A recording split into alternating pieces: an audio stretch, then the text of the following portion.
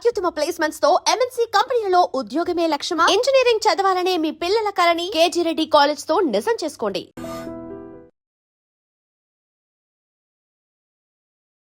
చెరువులు, కుంటలు, నాలాలు ఎవరు కబ్జా చేసినా నిర్దాక్షిణ్యంగా గులగొట్టమని చెప్పింది. ఈ దేశంలో సుప్రీంకోర్టు కంటే పెద్ద కోర్టు ఏంది? ఏం కోర్టు ఉంది అంటున్నా? ఎవరు పడితే వాళ్ళు స్టే ఎట్లా ఇస్తారు? ఎవరు ఇచ్చారు మీకు అధికారం? సుప్రీంకోర్టు చెప్పింది వినాలని హైకోర్టులకు లేదా? ఏం వినాలే? మొన్న పోయారు కదా హైకోర్టుకు అనురాగ్ యూనివర్సిటీ వాళ్ళు.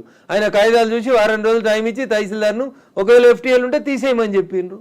దానికి విద్యార్థులను అడ్డం పెట్టుకొని ఒక ఆయన, వెంచర్ను అడ్డం పెట్టుకొని ఇంకొక ఆయన, రాజకీయ నాయకులను అడ్డం పెట్టుకొని ఇంకొక ఆయన, ముఖ్యమంత్రి అన్నున్నాడని ఇంకొక ఆయన, ముఖ్యమంత్రి అన్నున్న కాలనీ అది దుర్గం చెరువు లేఅవుట్ కాదా? అది ఎట్లా లేఅవుట్ చేసిర్రు? అప్పుడు పర్మిషన్ ఇచ్చిన జిహెచ్ఎంసీ కమిషన్ని తెచ్చి ప్రాసిక్యూట్ చేయాలి కదా. దుర్గం చెరువు ఎన్ని ఎకరాలు ఉండాలి? వీళ్ళు ఎన్ని ఎకరాలు ఉంది? ఒక కొత్త చెరువు కట్టే సూరత్ లేదు కానీ ఉన్న చెరువులు మింగి రేపు భవిష్యత్ తరాల పిల్లలకి ఏమిద్దాం అనుకుంటారు మీరు? ఏమిస్తారు? బంజారా హిల్స్లో, జూబ్లీ హిల్స్లో కొండల్ని కంకర మిషన్లు పెట్టి పిండి చేస్తూ ఉన్నారు దుర్మార్గులైన రాజకీయ నాయకులు. ఆపున్నా పర్మిషన్స్ అని రేవంత్ రెడ్డి గారు. ఎందుకు ఆపవు? నీ పార్టీలో ఏరింది ఎందుకైనా? ఎందుకు ఆ కొండలు ఎందుకు కొడుతుర్రు? ఆపుర్రా కొండలన్నింటిని కొట్టే వాటిని. ఇది ఇప్పటికిప్పుడు జరుగుతున్న విషయం కాదు, ఏళ్ల తరబడి రాత్రికి రాత్రి జరిగింది కూడా కాదు. ఎవరో ఒకరు మొదలు పెట్టాలా? ఎందుకు జరగలేదు? ఎవరో ఒకరు అరే ఇంతకాలం నువ్వు గడ్డి తిన్నావు, ఇలానే అన్నం తింటున్నావు, it is wrong in it. మీరు గడ్డి తిన్నారు కాబట్టి నేను గడ్డి తినాలనా? నాకంటే ప్రభుత్వం ముందు తప్పు చేసింది కాబట్టి నేను తప్పు చేయాలనా? Once again I'm telling I'm not supporting Revanth Reddy. ఊరు బాగుండాలా వద్దా? పిల్లలు మీ కళ్ళ ముంగట వాయినాల్లో కొట్టుకుపోయినట్టు బురదలలో కొట్టుకుపోవాలని కోరుకుంటురా? నేను కోరుకుంటలేను. నా భాగ్యనగరం బాగుండాలని కోరుకుంటున్నా. ప్రపంచానికి హైదరాబాద్ ఒక కీర్తి ప్రతిష్టలు ఇచ్చిన నగరం. 400 సార్లుగా చరిత్ర ఉంది దీనికి. ఇంత మాట్లాడతారు. అసలు భాగ్యనగరాన్ని బాగమతి నది ఒడ్డున కట్టినప్పుడు ఎందుకు కట్టిర్రు? అప్పుడు ఏమైనా వరదలు రాలేదా? మూసీకి వరదలు రాలేదా? అప్పుడు ఏం తెలుసా హైదరాబాద్ చరిత్ర వీళ్ళకి మాట్లాడేటోళ్ళకి?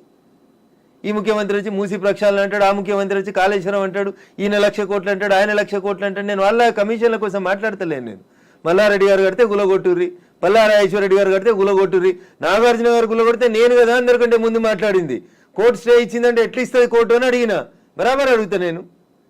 పొద్దున 6 గంటలకు కూలగొట్టుడు మొదలు పెడితే మధ్యాహ్నం లంచ్ మోషన్ అయింది, 3 గంటలకు స్టే అయింది. అది స్టే అని మీడియా మిత్రులు తప్పు రిప్రజెంట్ చేసిర్రు. స్టేటస్కో ఇచ్చింది, అది కూడా కరెక్ట్ కాదంటే నేను జడ్జి గారి ముందు కూడా ఇట్లా వాదిస్తా. నేను కూలగొట్టాలి అంటున్నా. 2014లో చెప్పింది అంటున్నా ఆంధ్రప్రదేశ్ ఉమ్మడి హైకోర్టు. ఏమని? ఎన్ కన్వెన్షన్ సర్వే చేయమని చెప్పింది హైకోర్టు. సర్వే చేసి హెచ్ఎండిఏ 2016లో రిపోర్ట్ ఇచ్చింది. అందులో 3.5 ఎకరాల ఎఫ్టీఎల్ బఫర్ జోన్ ఉందని. 2016 నుంచి ఇలా ఎందుకు కూలగొట్టలేదు అంటున్నా. కోర్టు ఉత్తర్వులను ఎందుకు ఉల్లంఘించారు? ఏం జరిగింది అనుకుంటున్నారు మీరు? ఏం జరుగుతుంది? వాళ్ళ కోడలు బ్రాండ్ అంబాసిడర్ అయింది చేనేతకి. ఆమెకి చేనేత తెలియదు, చీర తెలియదు. ఆమె తెచ్చి బ్రాండ్ అంబాసిడర్ చేసారు. ఆ సంబంధాలు ఏం సంబంధాలు వాళ్ళు చెప్పాలి, అప్పుడున్న వాళ్ళు చెప్పాలి. నాకేం తెలుస్తుంది? వాళ్ళకి ఆ రంగుల లోకంతో ఉన్న రక్త సంబంధం ఏందో వాళ్ళు చెప్తే బాగుంటుంది. నానోరు ఎందుకు ఖరాబ్ చేస్తారు? రంగుల లోకంతో రక్త సంబంధం అలా అనుకుంటే కేవలం ఎన్ కన్వెన్షన్ నాగార్జున దాని మీదే ఉంటుందా? ఇప్పటికి పద్మాలయ స్టూడియో మీద లొల్లి పెట్టింది రఘునందన్. ఇదే హరీష్ అని 6 అడుగులు ఉన్నాడు మాట్లాడిండు. మళ్ళీ పర్మిషన్ ఎట్లా ఇచ్చారు ప్రభుత్వం రాగానే? లాంకో హిల్స్ వక్ఫ్ భూములో ఉన్నారు. 10 ఏళ్ళు అధికారంలో ఉన్నాడు కేసీఆర్ అంటే. ఆయన ఒక రోజైనా మాట్లాడండి ఆ వక్ఫ్ భూముల గురించి? లగడపాటి కడుతుండని చెప్పి లాంకో హిల్స్ అంతా వక్ఫ్ భూములు దున్నుతాం, పలుగొడతాం, ఇరుగొడతాం అన్నారు. పర్మిషన్ ఎవరు ఇచ్చారో తెలుసా కవిత గారు? పద్మాలయ స్టూడియోలో అపార్ట్మెంట్లు కట్టుకోవడానికి పర్మిషన్ ఇచ్చింది ఇదే గౌరవనీయులు కేసీఆర్ గారు, కేటీఆర్ గారు, హరీష్ రావు గారు. ఆ రక్త సంబంధం ఏందో అడుగుండ్రు. జర్రంత అవతలకి పోతే ఎంఆర్ ప్రాపర్టీస్ అని ఒకటి ఉంటాయి. ఎంఆర్ ప్రాపర్టీస్లో రైతులు, తెలంగాణ రైతులు మా భూములు పోతున్నాయని ఏడిస్తే వాళ్ళకి పైసలు ఇప్పిస్తామని స్పీచ్లు ఇచ్చిండు. ఇదే కేటీఆర్, అదే హరీష్ రావు, అదే కేసీఆర్ అన్నట్టు. ఆయన 10 ఏళ్ళు మంత్రులుగా పదవి అనుభవించారు. ఎన్నడన్నా ఎంఆర్ ప్రాపర్టీస్లో భూములు కోల్పోయిన రైతుల గురించి మాట్లాడేందుకు వీళ్ళకి నోరు వచ్చిందా? ఎందుకు రాలేదనుకుంటారు కవిత గారు? కారల్ మార్క్స్ అని కమ్యూనిస్టు సిద్ధాంతకర్త చెప్తాడు, మానవ సంబంధాలన్నీ ఆర్థిక సంబంధాలనే చెప్తాడు. అందుకనే రాఘవేంద్రరావు సినిమాక్స్ని ముట్టలేదు టీఆర్ఎస్ పార్టీ. పద్మాలయ స్టూడియోస్లో అపార్ట్మెంట్లు కడుతుంటే సపట్లు కొట్టిర్రు. ఎంఆర్ ప్రాపర్టీలో తెలంగాణ రైతులు మునిగిపోతే నోరు మూసుకున్నారు. నాలంటాడు ఎవడో మాట్లాడాలి కాబట్టి మాట్లాడడం మొదలు పెడతా ఉన్నాం. I stand for the poor only. నేను ఇప్పుడు ఈ రాష్ట్ర ప్రభుత్వాన్ని డిమాండ్ చేస్తా ఉన్నా. నేను అమ్ముతురు కదా కోకాపేటలో ఎకరం 100 కోట్లు పెట్టి 100 ఎకరాలు అమ్మిండ్రు కదా. ఆ పక్కన ఇంకా 150 ఎకరాలు ఉంది ప్రభుత్వ భూమి. ఇప్పుడు ఇండ్లు పోతున్న వాళ్ళందరికీ ఒక 25 ఎకరాలు లేఅవుట్ చేయండి. ఈ పేదోళ్ళందరికీ మంచికి 100 గజాల స్థలం ఇయ్యండి. ప్రధానమంత్రి ఆవాస్ యోజన కింద ఇంటి పైసలు 5 లక్షలు ఇయ్యండి. ఇందిరమ్మ ఇంటి కింద నువ్వు 5 లక్షలు. ఈ నాలాల మీద కట్టుకున్న వాళ్ళు, చెరువులు కుంటలలో కట్టుకున్న వాళ్ళ కోసం ఏంది కోకపేటలో 100 కోట్లకు ఎకరం పోయే భూమిలో వీళ్ళకి లేఅవుట్ చేసి 25 ఎకరాలు అక్కడ ఉప్పల్ బగాయితో లగాయితో అని పెట్టి అమ్మిర్రు కదా ఊడా యాక్షన్ పెట్టి. అట్లా ఈ గరీబ్ వాళ్ళందరికీ తీసుకొచ్చాడు కాలనీ కట్టు, వీళ్ళు అరువులు కాదా 100 కోట్ల భూమిలో ఉండేందుకు? 10 ఏళ్ల క్రితం కట్టుకున్న ఇల్లు కన్నం కూడా కూలిపోతుంది కదా, బాధపడుతురు కదా. వాళ్ళని తీసుకొచ్చాడు 25 ఎకరాలు లేఅవుట్ చేయి Revanth Reddy. Then I will support you, then I will congratulate you. అంతేగాని అసదుద్దీన్ ఓవైసీ ఇచ్చిన ఊడత ఊపులకు భయపడితే 400 కాదు 4000 స్టూడెంట్స్ ఉన్నారని బెదిరిస్తాడు. ఎందుకు సల్కం చెరువు కూల్తలేదు? కూలాలి కదా సల్కం చెరువులో ఉన్న ఫాతిమా మెడికల్ కాలేజ్. ఎందుకు భయపడుతున్నారు? ఏమవుతుంది రేవంత్ రెడ్డి గారు? మొదలుపెట్టినావు కదా, కొట్టేసేయన్ని. అపప్రద నీకెందుకు? మల్లారెడ్డితోటి పాత పగుందని, పల్లారాజేశ్వరరెడ్డి పార్టీ మార్తలేడని కొడుతున్నా చెడ్డ పేరు ఎందుకు? ముందు అసదుద్దీన్ ఓవైసీ తోటి మొదలుపెట్టు. సో మధ్యలో విద్యా సంవత్సరం అక్కడ ఆల్టర్నేట్ అనేది దసరా సెలవులు వస్తాయి కదా, ఇమీడియట్ గా ఆల్టర్నేట్ ఇంకో ఎందుకు దొరకదు? కాలేజ్ లో ఎందుకు దొరకదు? అకామిడేట్ చేయడానికి ఎందుకు దొరకదు అంటున్నా. ఒక్క రోజులో కట్టేస్తారు. ఇప్పుడు అంతా కిర్బీ షీట్లు అనే స్ట్రక్చర్లు వచ్చినాయి కదా, టెంపరీ స్ట్రక్చర్లు. 20 మొత్తం రింగ్ రోడ్ పక్కన అన్ని బిల్డింగ్లు ఖాళీగా ఉన్నాయి, తీసుకొని కట్టుకోమని ఉండ్రి. ఇన్ని రోజులు అనుభవించారు కదా చెరువులో కట్టుకొని, దానికి రెంట్ కట్టుర్రి ప్రభుత్వానికి. ఫీట్ కింద వసూలు చేయాలి రేవంత్ రెడ్డి గారు ప్రభుత్వం ఇవాళ. నిజంగా ఎవరైనా పేదలకు నష్టం జరుగుతుంది చెరువులలో తెలిసి తెలియక అమాయకంగా ప్రభుత్వం లేఅవుట్కి పర్మిషన్ ఇస్తే కట్టుకున్న వాళ్ళు ఉన్నారు, వాళ్ళందరినీ తీసుకొచ్చి కోకపేటలో పెట్టండి అంటున్నా. ఏంది ప్రాబ్లం ఏంది మీకు? గరీబులు అక్కడ ఇల్లు కట్టుకోదా కోకపేటలో?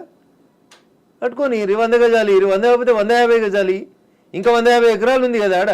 నిజంగా నీకు హైదరాబాద్ శుద్ధి చేయడమే నీ లక్ష్యం అయితే రేవంత్ రెడ్డి గారు, కోకపేటలో ఉన్న 150 ఎకరాలలో ఎన్ని ఇళ్ళు పోతున్నాయో ఐడెంటిఫై చేయి. అందరికీ మంచికి 100 గజాలకు పట్టాలి, అప్పుడు ప్రజల్ని నర్శిస్తారు. ఇప్పుడు జీవో 111 కాదు, అంతకుముందు వాల్టా యాక్ట్లు ఇవన్నీ కూడా వచ్చాయి మన వాటర్ బాడీస్ ని ప్రొటెక్ట్ చేసుకో. నాకంటే ముందున్న వాళ్ళు ప్రతి ఒక్కరు తప్పు చేసిండని ఇప్పుడు నన్ను తప్పు ఏమని అడిగే అధికారం మీకు? నో, అంటే ముందు నుంచి ఎందుకని ఫోకస్ పెట్టలేకపోయారు? ప్రెషర్స్ ఏమున్నాయి? ఎవరికి భయపడ్డారని మీరు? రాజకీయ నాయకులకి, రియాల్టర్లకి, వాళ్ళు ఇచ్చే పైసలకి. ఇంతకంటే ఎక్కువ ఏముంటుంది తల్లి? కట్టే కొట్టే తెచ్చిమంటే ఇంతే. రాజకీయ నాయకులకి ఎవరో ఫైనాన్స్ చేసేటోళ్ళు, ఫండ్ ఇచ్చేటోళ్ళు, ఎవరో ఒక బిల్డర్ ఉండి అన్న నేను ఈ చెరువు పక్కన జరంత మట్టి వచ్చి అమ్ముకుంటా అంటే అమ్ముకోమంటాడు, చూసి చూడనట్టు పొమ్మంటాడు, అయిపోతుంది. అది 1 పోయి 2 అవుతుంది, 2 పోయి 3 అవుతుంది. గట్లా వాడు పోసిండని వీడు పోసి, వీడు పోసిండని ఇంకోటి పోసి. సో ఇప్పుడు మనకి వానలు, వరదలు, ఇవి మునిగిపోవడాలు ఇలాంటివన్నీ ప్రతిసారి వచ్చినట్టే. ఇదంతా ఎకలాజికల్ ఇంబ్యాలెన్స్. ఎగ్జాక్ట్లీ, ఇదంతా ఎకలాజికల్ ఇంబ్యాలెన్స్. ప్రకృతిని కాపాడండి, పర్యావరణాన్ని ప్రేమించండి. లేకపోతే ఇప్పుడు మంచినీళ్ళు తాగమంటే బాటిల్ పెట్టినట్టు రేపు ఆక్సిజన్ సిలిండర్లు జబ్బ మీద వేసుకొని మీ మన్మరాలు తిరగాల్సిన దుస్థితికి పోతారు మీరు. ఆ పరిస్థితి రాకుండా కాపాడండి అంటున్నా. ఎగ్జాక్ట్లీ. సో కోర్టు నోటీసులు, స్టేలు, ఆ తర్వాత స్టేటస్ కో మెయింటెనెన్స్లు ఇవన్నీ కూడా అంటే ప్రతిదీ ఏది టచ్ చేద్దామన్నా మళ్ళీ కోర్టుతో లింక్ అయి ఉంది కాబట్టి ఇది కూడా ఎక్కువ కాలం నిలవదేమో హైడ్రా అనేది కూడా వినిపిస్తుంది. యాజ్ అడ్వకేట్ మీరేం చెప్తారు అసలు? సో నేనేమంటున్నా, శుభం గోర్ర పెళ్లి కొడుకు అంటే ఏదో అన్నాడంటే అట్లున్నది మా కవిత ఆలోచన. ఎందుకు కోర్టు ఎందుకు ముందు నుంచి అనేది అదే కదా. కవిత ఆలోచన దగ్గరికి వెళ్ళింది అనగానే కోర్టు స్టే కోర్టు పరిధిలో మాట్లాడము అనే మాటలు ఎవరు? నేను మాట్లాడుతూనే ఉన్నా కదా రోజు. నో, మీరనట్లేదు, ఆక్యుపై చేసుకున్న వాళ్ళ దగ్గర నుంచి వచ్చే సమాధానం అదే, కోర్టు పరిధిలో ఉంది కాబట్టి. తప్పించుకునే ప్రయత్నం తప్ప ఏముంటది? దొంగకు తేలుగుడితే ఏం చేస్తాడు? తేలుగుట్టిందని చెప్తాడా? అప్పటికి నోరు మూసుకొని పోతాడు. గట్లే ఉంటుంది. ఏం స్టే ఉంది? స్టే ఉంది అని ట్వీట్ చేసి ఏడ స్టే ఉంది? ఏ కోర్టులో స్టే ఉంది? ఏంది స్టే? స్టేలు సంవత్సరాలు ఉండొద్దని ఇదే సుప్రీంకోర్టు చెప్పింది అంటున్నా. మా గౌరవ న్యాయమూర్తులు అట్లా సంవత్సరాలు స్టే ఇయ్యరు. స్టే ఈజ్ టెంపరరీ అంతే. 15 రోజులు, నెల, 2 నెలలు, 3 నెలలు అంతే. స్టే ఏంది? 2014లో ఎన్కన్వెన్షన్ సర్వే చేయమని 2024 దాకా స్టే ఇచ్చిరా? ఏ కోర్టు ఇచ్చిందో చూపెట్టురు నాకు. మీ అంత చదువుకోకపోవచ్చు కానీ నాకు స్టే అంటే ఏందో అర్థం తెలుసు, జర చూపెట్టుర్రి. హైడ్రాకి విధి విధానాలు లేవు, సరిగా ఏది ఫామ్ చేయకుండానే ముందుకెళ్ళిపోతున్నారు, బుల్డోజర్ సర్కార్ని తీసుకొస్తోంది హైడ్రా పేరుతో అనే వాదనని ఎట్లా చూస్తారు మీరు? మీకు వచ్చిన కడుపు నొప్పి ఏంది? మీరు ఫేర్గా ఉన్నారు కదా, మీరు నీతిగా ఉన్నారు కదా, మీరు పర్యావరణం బాగుండాలని కోరుకుంటారు కదా, ఈ భాగ్యనగరం బాగుండాలని కోరుకుంటారు కదా. In what way you are agreed by it? మీకు వచ్చి నష్టమైంది అంటున్నా. ప్రజల చేత, ప్రజల కొరకు ప్రజలు ఎన్నుకున్నటువంటి ప్రభుత్వాలు తీసుకునే నిర్ణయాలని ఏం చేస్తారు మీరు? కోర్టు ఎందుకు అడ్డుకుంటుంది? కోర్టుకుండే అధికారాలు ఏంటి? ఎంతవరకు అడ్డుకోవాలో అంతవరకే అడ్డుకుంటుంది. నేను చెప్తున్నా కదా, ఈ దేశ సర్వోన్నత న్యాయస్థానం సుప్రీంకోర్టు చెప్పింది కూలగొట్టమని. సుప్రీంకోర్టుకు భిన్నంగా లోకల్గా ఉండేటువంటి జడ్జిలు అట్లా ఇస్తారా జడ్జిమెంట్లు? నాకు తెలిసినంత వరకు అయితే ఎవరు కవిత గారు.